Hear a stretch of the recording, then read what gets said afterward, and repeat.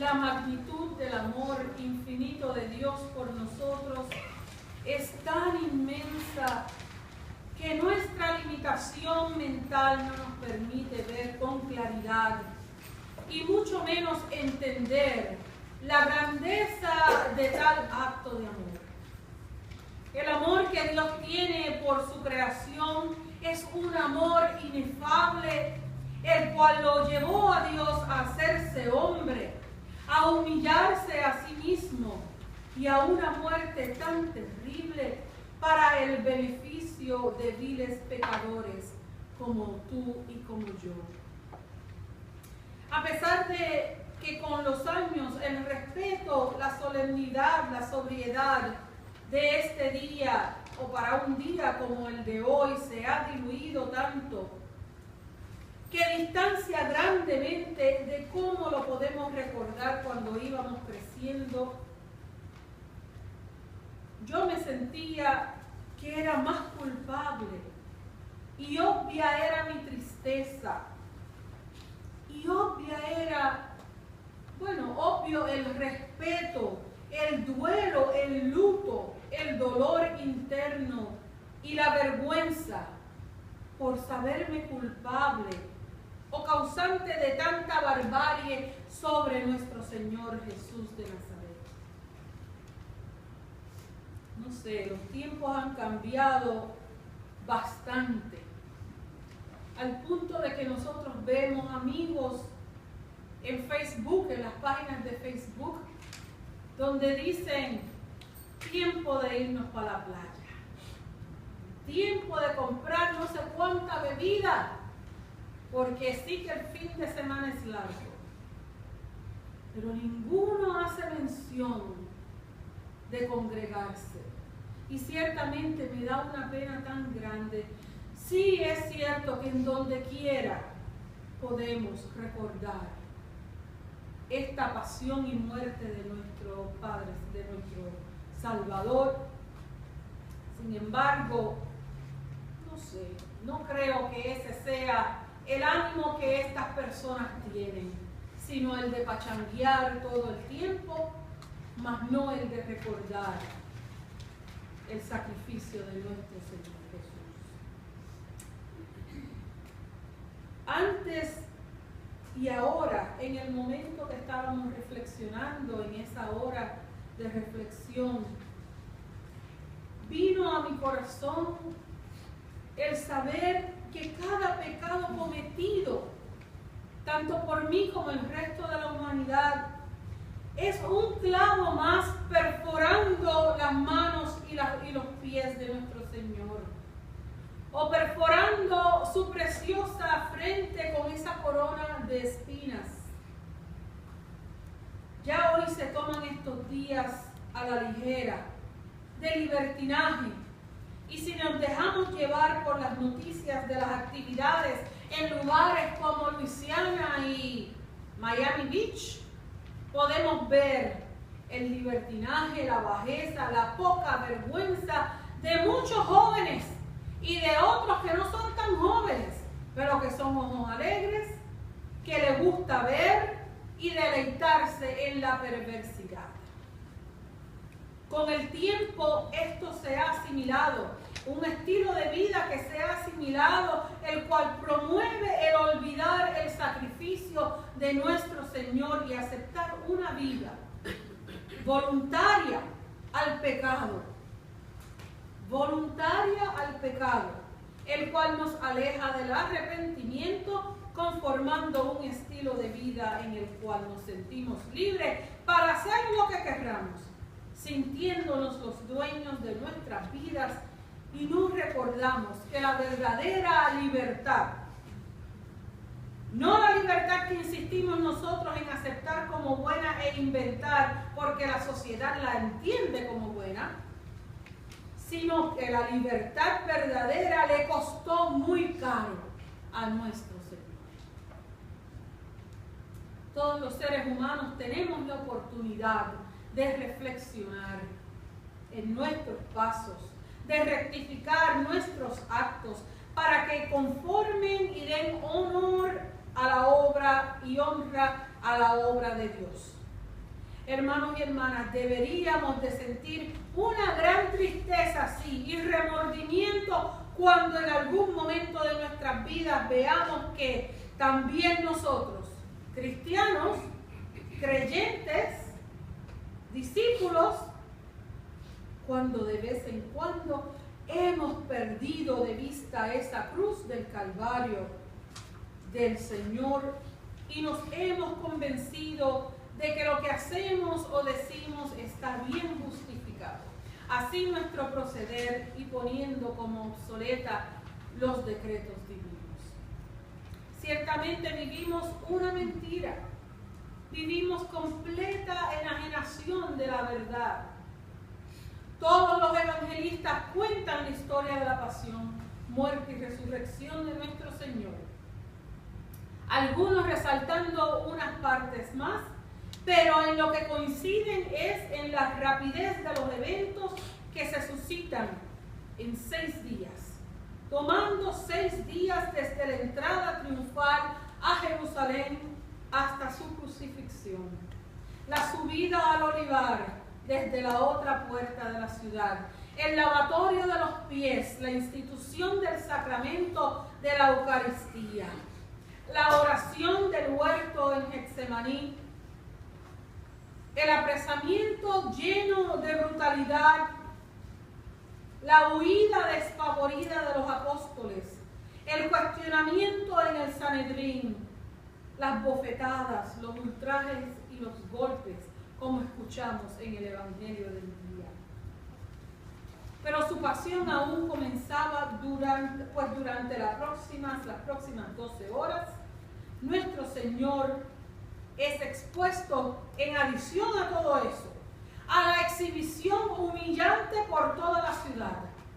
En la reflexión y sermón de la semana pasada, de la entrada triunfal del Señor, el pastor Falcón nos dijo, el gentío que había en Jerusalén, más de 2 millones de personas, se contempla que estaban presentes. Así es que la humillación no fue en privado, fue en grande, a la vista de muchos. En adición a eso, los azotes a la columna, la coronación de espinas, el cargar la cruz, el enclavamiento al madero y esas 3 horas espantosas de agonía de nuestro Señor. Y desde allí, desde lo alto de esa cruz, a la vista de todos, cerca de la ciudad, para que nadie perdiera el espectáculo, pero a su vez solo, abandonado por casi todos los que le habían profesado amor hacia él, rodeado de malhechores. Los evangelistas recogen 7 palabras dichas por el Rey de Reyes, las cuales son dichas con todo propósito y las cuales calan en la vida del cristiano. Padre, perdónalos porque no saben lo que hacen.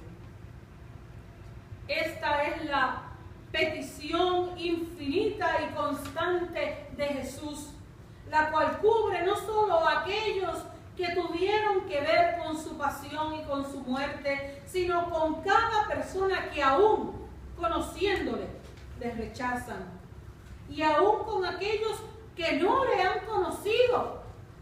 Estamos cubiertos todos, no hay excepción de persona alguna. Ese es el legado que usted y yo recibimos en nuestras vidas y que futuras generaciones recibirán hasta que vuelva nuestro Señor en gloria. La intercesión del Señor ante el Padre Celestial, porque abogado tenemos en Cristo, dice la palabra. En esta palabra tenemos la misión de Jesús, el mensaje del perdón, el mensaje de paz y de reconciliación. Nuestro Señor es misericordioso. Jesús se compadecía del enemigo, de los que le hieren, de los que le afrentan. Pero su amor llega a tal punto que desde lo alto del madero, no importándole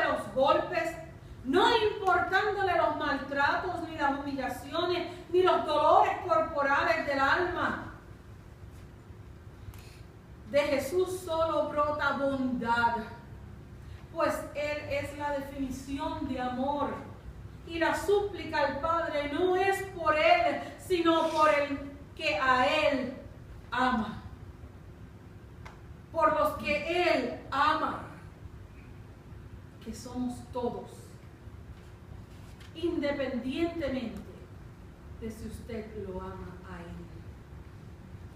Y es interesante por demás que a pesar de la maldad del mundo, de si lo amamos o no lo amamos, de si lo honramos o no lo honramos, nuestro Señor vive con la esperanza de que su creación recapacite, reflexione, corrija por amor, que corrija su camino para poder llegar a Él.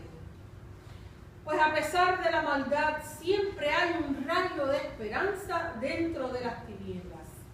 Así lo podemos ver en ese momento, en donde clavado entre ladrones, malhechores de oficio, Jesús pudo ser testigo del remordimiento y arrepentimiento de uno de los ladrones que estaban a su lado. Y desde el sufrimiento recibe un regalo inmenso nuestro Señor. Al escuchar de boca de uno de estos la petición de que a pesar de lo que Él ha sido, se acuerde Él cuando llegue al paraíso. Y así Jesús le da la buena nueva de salvación y vida eterna a este hombre arrepentido que reconoció su culpa y reconoció que en Jesús está la única esperanza. Y le dice con estas palabras: hoy estarás conmigo en el paraíso. El plan salvífico de Dios nos lleva a entender que la salvación la obtenemos por gracia, mas no por obras. Y Dios no procrastina, no se tarda, quiere decir, en cubrir nuestras necesidades, ni en desbordarse de bendiciones para cada uno de nosotros. La condición para recibir tanto bien es una, hermano y hermana: tener fe. Tener fe. Cuando uno tiene fe en la palabra de Dios, se desborda un raudal de bendiciones, las cuales son imposibles de contar. Van una detrás de otra, aunque no la vemos, aunque no creemos que es obra de Dios. Creemos que es por nuestro poder y por nuestra educación y por nuestro trabajo y por nuestra fuerza, y no creemos que es por gracia divina. Pues ciertamente son inmerecidas para el ser humano. Pero qué hermoso mensaje nos da nuestro Señor, pues Él nos acoge tan pronto nos arrepentimos de nuestros pecados. Tan pronto vamos a Él en humillación. No nos dice: vete allá al purgatorio a purgar tus culpas, a ver si me acuerdo de aquí a 900 años, porque un día para el Señor pueden ser muchos para nosotros, ¿verdad? Así que de inmediato nuestro Señor se acuerda de nosotros y nos recibe cuando estamos arrepentidos de corazón. Dios no espera que paguemos con trabajos o con expurgación de culpas, sino que si hoy nos arrepentimos, hoy, en ese preciso momento, estaremos en la presencia de nuestro Padre. Lo que nos separa a nosotros de Dios es el pecado. Y por eso dicen muchos: el infierno está aquí.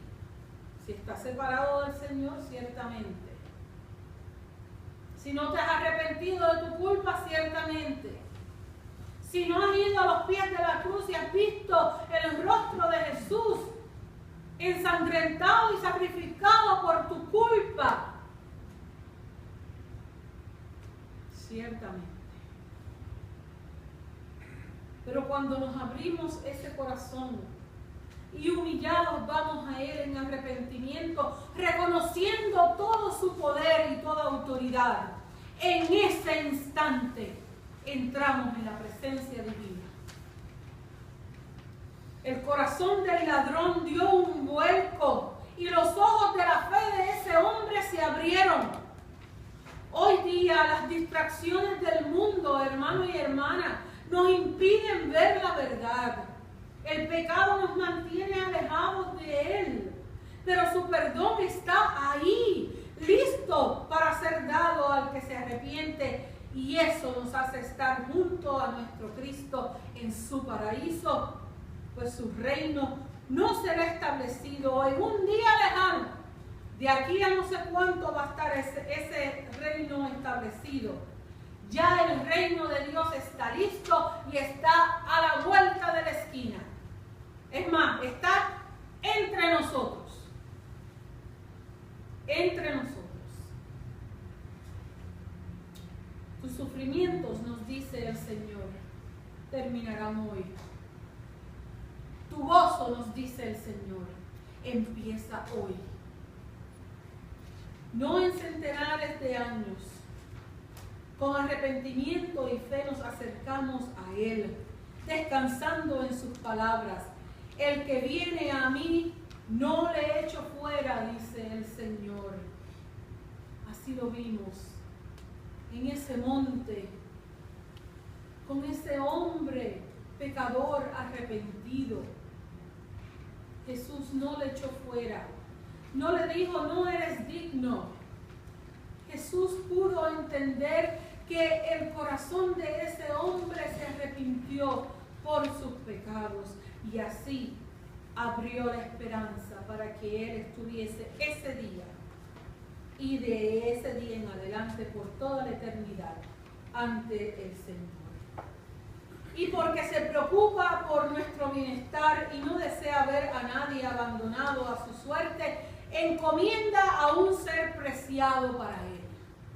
Me imagino que bajando su mirada y viendo a su madre con su discípulo amado a los pies de la cruz, llegaron a él innumerables recuerdos de momentos del compartir con su madre, del amor y dedicación recibida de parte de ella, y encomienda a esta mujer que sufre en lo profundo de su ser por su dolor, por la partida, la cual sufre, les digo, hermanos y hermanas, desde su niñez, pues fue advertida por Simeón. Recuerden la palabra en las Escrituras. Fue advertida por Simeón, y una espada atravesará tu misma alma por el sufrimiento de tu hijo. Así es que nuestro Señor, bajando su mirada, hace una encomienda. Mujer, he ahí tu hijo. Hijo, he ahí tu madre. Jesús, el Dios, el Rey, reconoce la figura y la importancia de la figura de su madre. Su deber humano como hijo se extiende y encomienda a aquella buena y amante madre, mujer abnegada, la cual fue favorecida, escogida entre muchas, para la mayor responsabilidad que ser humano ha tenido en este mundo, el cargar en su vientre al Dios encarnado, en velar por Él. El agonizante Cristo nos entrega a una madre que veló por Él, la cual ha tenido una participación de cooperación con el plan de salvación de Dios. María, al igual que los discípulos de Cristo Jesús, fue un instrumento en las manos de Dios, pues Dios se complace cuando nos envolvemos en sus asuntos. Y es porque todos tenemos un propósito en la vida, el cual es importante ante los ojos de Dios, que uno debe de velar por el prójimo. Estas palabras deben de hacernos alejar de nuestra individualidad o del egoísmo que nos lleva a buscar solo nuestro bien y por fin entender que debemos velar por el bienestar del prójimo, tanto del que nos agrada como del que no nos agrada. Pues ese es el mensaje de salvación de nuestro Señor, que cubre a todos sin acepción de personas. Nuestro Señor encomienda a que velemos los unos a los otros para que entendamos que en este mundo no estamos solos. Sin embargo, así Él se siente, en una soledad absoluta, lo cual lo lleva a clamar en alta voz desgarradora: Dios mío, ¿por qué me has abandonado? Esta es la palabra que carga un inmenso misterio. ¿Cómo es posible que esto ocurra? Que Dios deje a su propio Hijo en el abandono es el pensamiento de muchos. Esta y otras muchas cosas pueden venir a nuestra mente. Sin embargo, les invito a que reflexionemos en esto. ¿Qué pasó aquí? Ciertamente estas palabras se encuentran en el Salmo que leímos al comienzo del servicio, en el Salmo 22, el cual no solamente expresa el dolor y sufrimiento, pero confianza en Dios aún ante su silencio. Y uno se puede preguntar, ¿por qué el silencio? El hacer conjeturas con relación al pensamiento de Dios es algo que nosotros no debemos de hacer.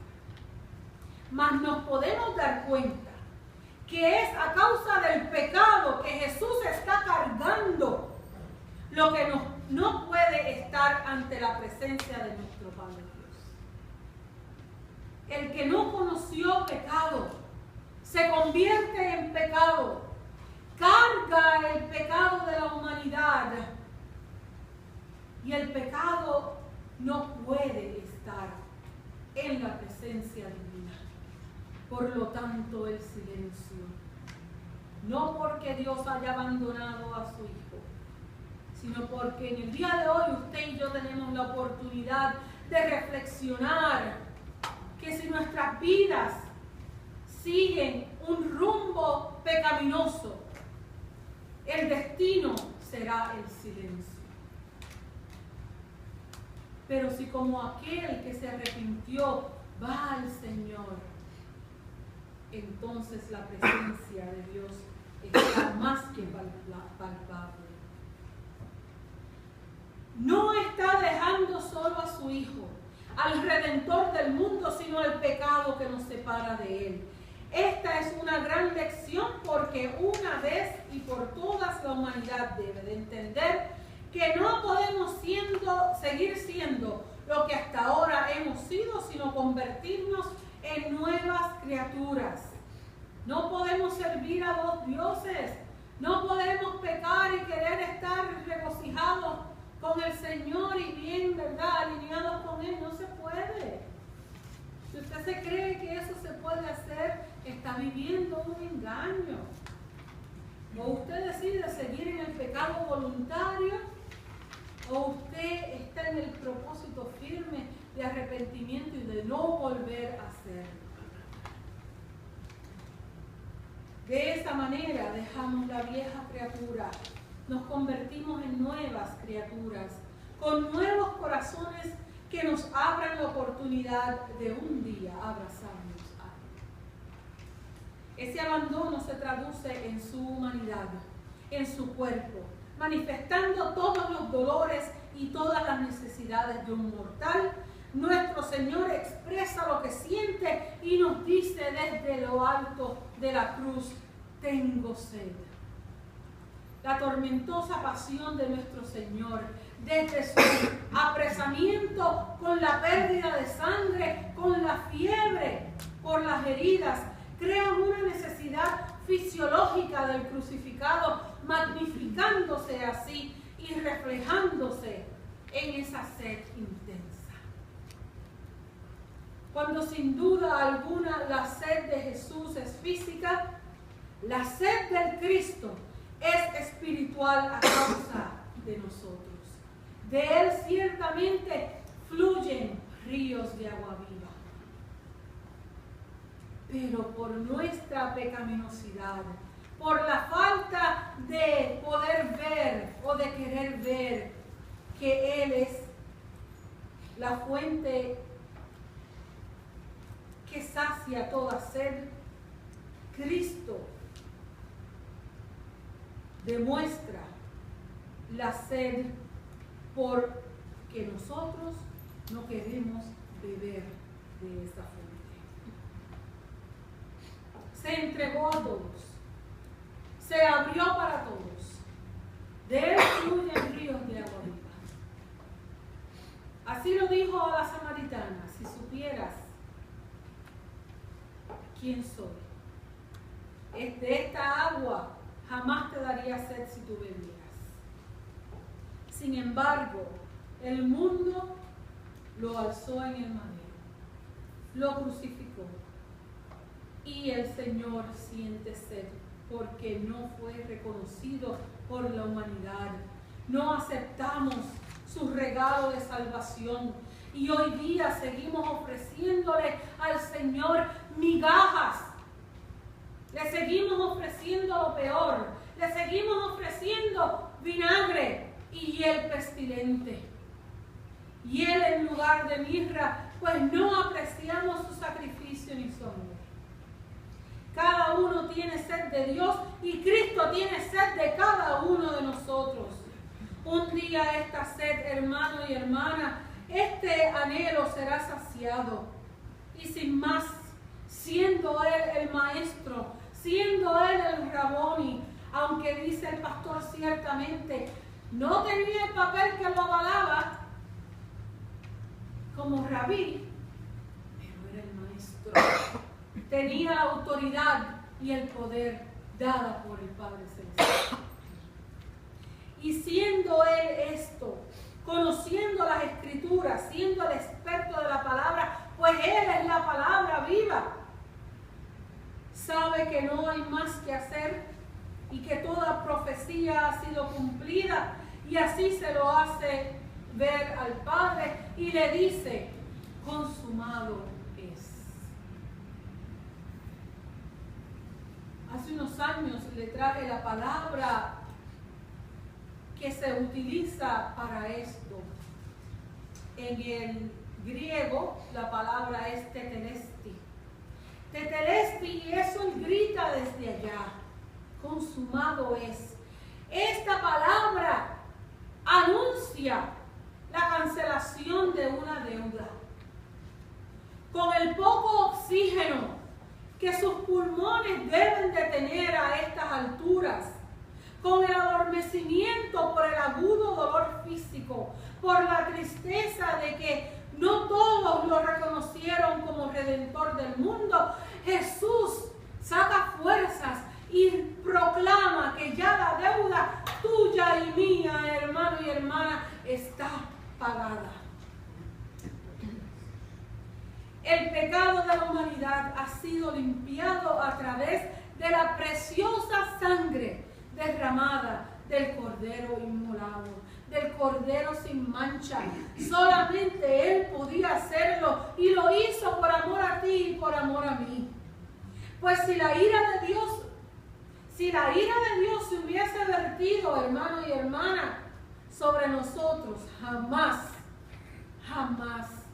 lo pudiésemos soportar. Jesús ha cumplido hasta las últimas consecuencias su misión redentora. Ha sido obediente, ha cumplido la voluntad del Padre según las Escrituras, y así lo demuestra. Esta palabra es la más alentadora y esperanzadora que el ser humano pueda escuchar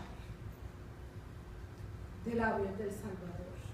Por lo tanto, hemos recibido una salvación perfecta, la cual no necesita ningún otro mérito expiatorio. Escuche, hermano y hermana, muchas doctrinas se basan en la salvación por obras, La obra que yo haga, por más buena, por más piadosa, por más que yo crea que es santa, jamás puede pagar el precio del pecado de la humanidad. No se deje confundir, hermano, cuando usted oiga este tipo de doctrinas. Solamente ese sacrificio expiatorio es quien puede sacarnos a nosotros de ese terrible mal.